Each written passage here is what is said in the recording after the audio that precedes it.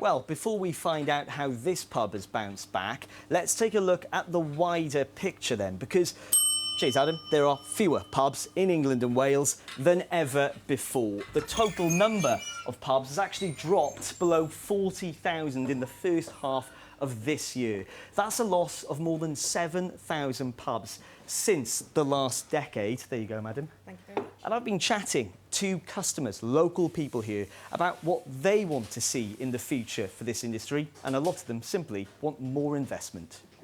You need to put the investment into a pub. You need to make it a bit special so people enjoy the experience when they arrive. It's somewhere nice to come where you can meet your neighbours, community. You've got a nice ambience. I like the smaller pub. A pub like this is the lifeblood of a village. Pubs are something that have been around for so long, and I think it's a real shame to see them kind of phasing out. I think it's really, really sad. You know, you could have a library in the pub, you could have all sorts, you know, and I think that would save a lot, certainly a lot of the old traditional pubs. Yeah, really interesting to hear people's thoughts and actually how much people care about their local boozer. I've come to chat to Ben Ike, who, look at that, he's even brought me a pint. What a gentleman. You are the director of the Vane Arms here. I've got to ask you, these past couple of years, it's been pretty brutal for the hospitality industry, right? It's been a really rough ride, but the way that we've got through it is by investing in the staff.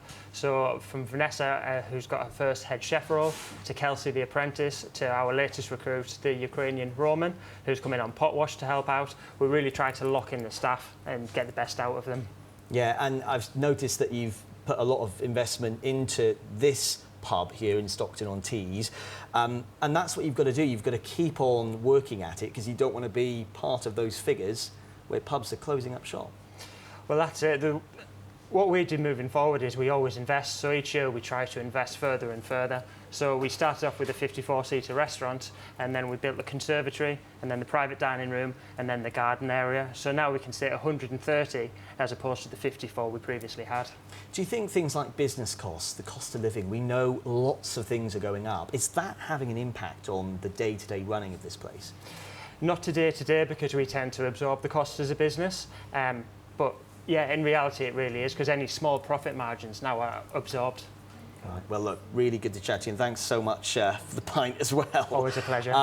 Yeah, it's been a struggle, not just for this place, but for others as well. But what is certainly good to see is businesses and pubs like this one bouncing back.